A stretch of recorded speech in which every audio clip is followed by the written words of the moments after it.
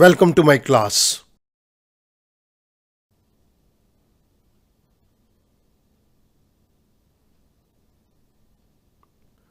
The Indian Contract Act 1872, Contract of Indemnity, meaning. इस particular video lecture के अंदर मैं कॉन्ट्रैक्ट ऑफ इंडेमनिटी के मीनिंग को डिफाइन करूंगा and this is lecture number 92. Let's move on to the topic of contract of indemnity. Contract of indemnity. The term indemnity means compensation for loss. जब loss को compensate किया जाता है तो इसे इंडेमनिटी का नाम दिया जाता है.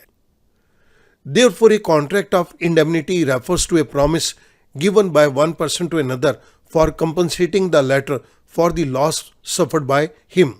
इंडेमनिटी के कॉन्ट्रैक्ट के अंदर एक व्यक्ति दूसरे व्यक्ति को प्रॉमिस देता है, अगर दूसरे व्यक्ति को कोई भी नुकसान होगा तो पहला वाला व्यक्ति उस नुकसान को कंपनसेट करेगा. सो यहां पर हमने इंडेमनिटी का एक सिंपल मीनिंग दिया है. अब मैं आपके सामने इसका लीगल मीनिंग टेकअप कर रहा हूं.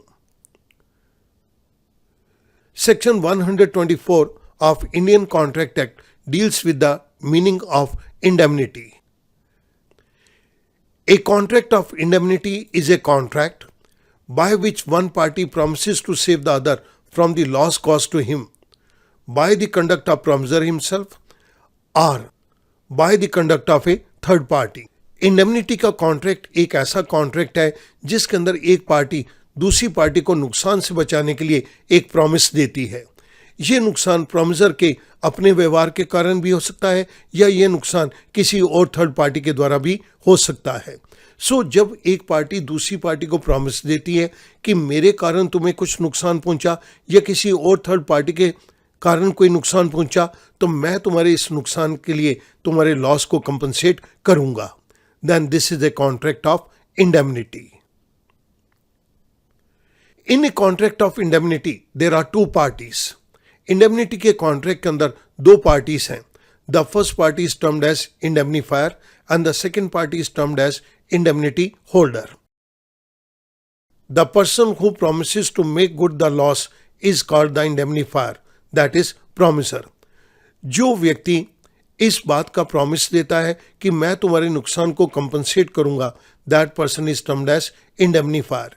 ये इस पर्टिकुलर कॉन्ट्रैक्ट के अंदर प्रॉमिसर है.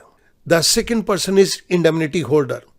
The person whose loss is to be made good is called the indemnified और indemnity holder, that is promising.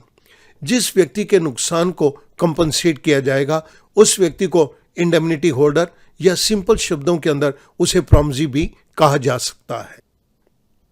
Mister A, मैं मिस्टर ए को नाम देता हूं इंडेमनीफायर. मिस्टर बी, इसको मैंने नाम दिया indemnity holder. We have a third person mister C. Mister C ने मिस्टर बी को कुछ लोन दिया हुआ है.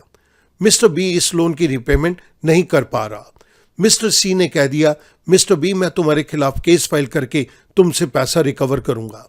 मिस्टर बी इस बात के लिए चिंतित है. Mister B says to Mr A. Mr B ने मिस्टर ए को कहा Mr C shall file a suit against me for my default.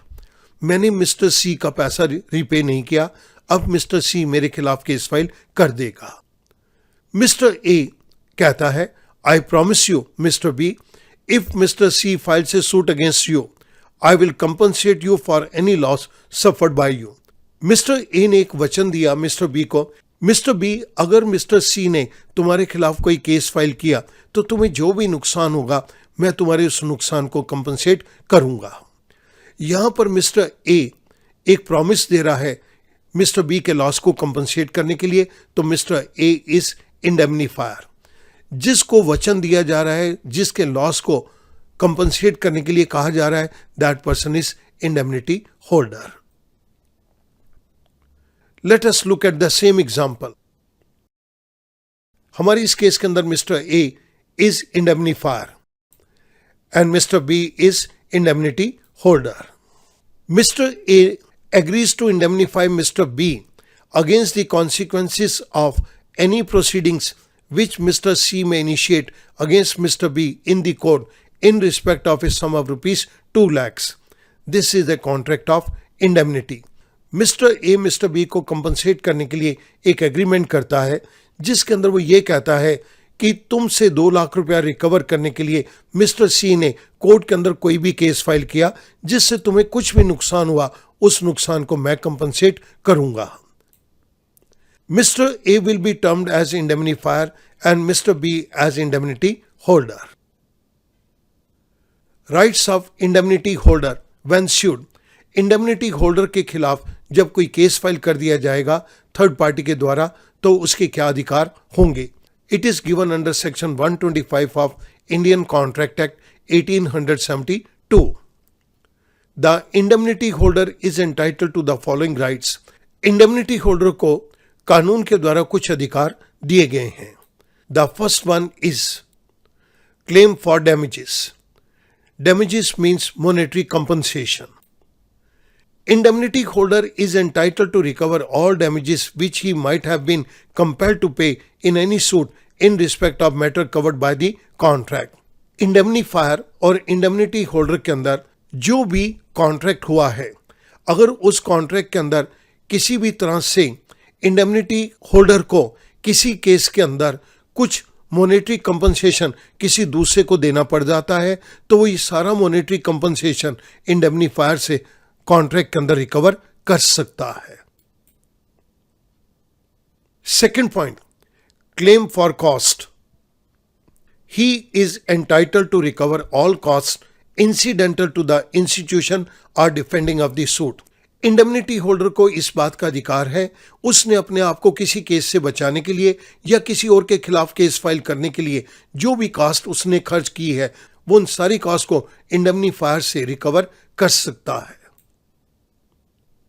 The third point, claim for sum paid under a compromise. He is entitled to recover all sums paid under any compromise of any such suit. Indemnity holder और indemnifier के अंदर एक contract हो गया जिसके अंदर indemnifier ने indemnity holder को कंपनसेट करने के लिए कहा है। अब इंडेमनिटी होल्डर ने एक पर्टिकुलर केस के अंदर किसी से कॉम्प्रोमाइज किया, किसी से कोई समझौता किया जिसके अंदर इंडेमनिटी होल्डर को कुछ अमाउंट थर्ड पार्टी को पे करना पड़ गया। इंडेमनिटी होल्डर उस सारे अमाउंट का क्लेम इंडेमनीफायर से रिकवर कर सकता है। So these are the 3 different rights which are available to indemnity holder against indemnifier. मैं उम्मीद करूंगा अब ये इंडेमनिटी का मीनिंग और इंडेमनिटी होल्डर के राइट्स आपको अच्छी तरह से क्लियर हो जाएंगे। Thank you very much.